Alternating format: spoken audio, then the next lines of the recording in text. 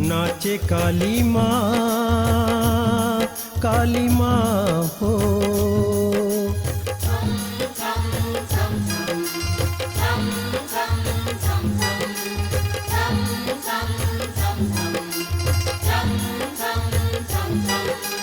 सवा हाथ के जीभ निकाले,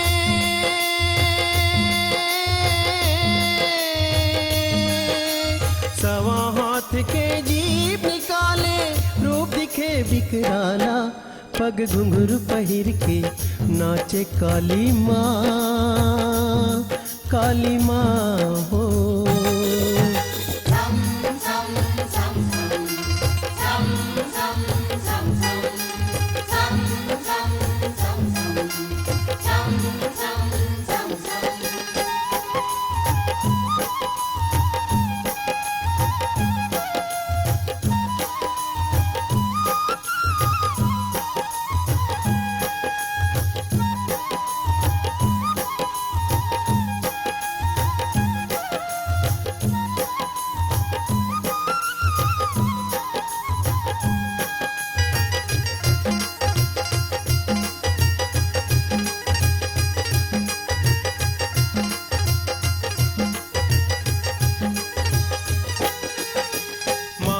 मस्तक चंदक टिकली,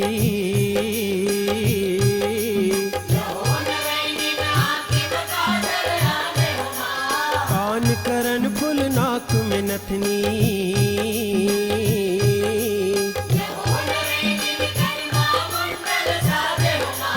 घुंघरू पहिर के नाचे काली माँ हो।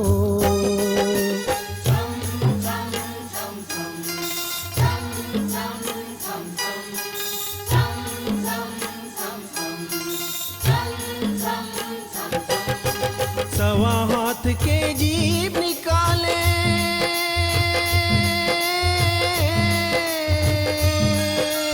सवा हाथ के जीभ निकाले, रूप दिखे बिकराला, पग घुंघरू पहिर के नाचे काली माँ हो।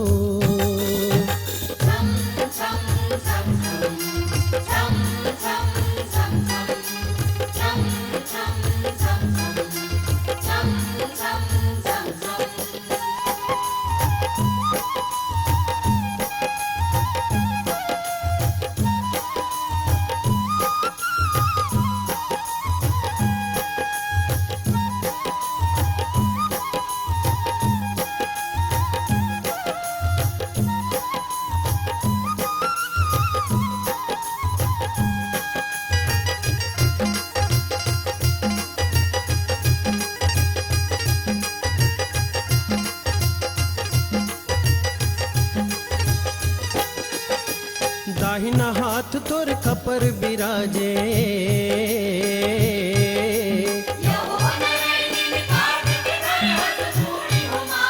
कनी हम सोहे हाथ के करधन,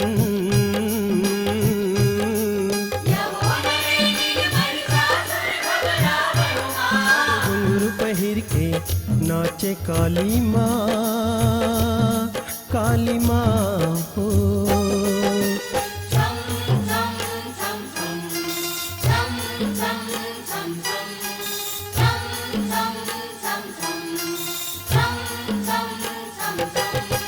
सवा हाथ के जीभ निकाले,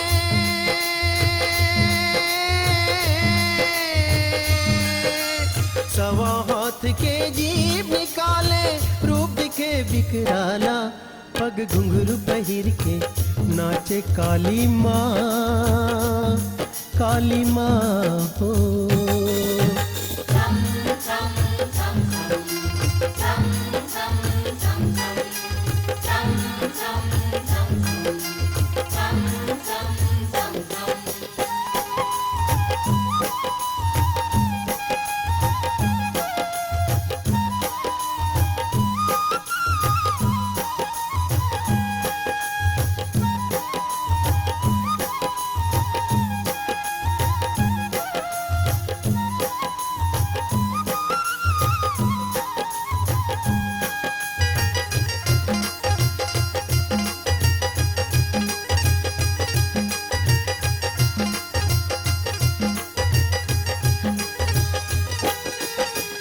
दोनों पाँव में घुंघरू पहिर के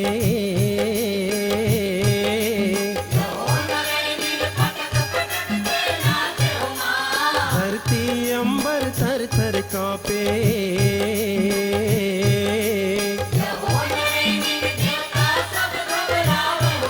अब घुंघरू पहिर के नाचे काली माँ, काली माँ हो।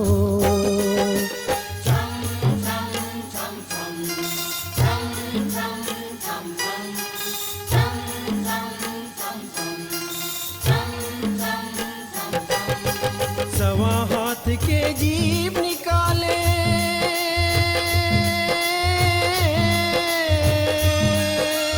सवा हाथ के जीभ निकाले, रूप दिखे बिकराला, पग घुंघरू पहिर के नाचे काली माँ, काली माँ हो।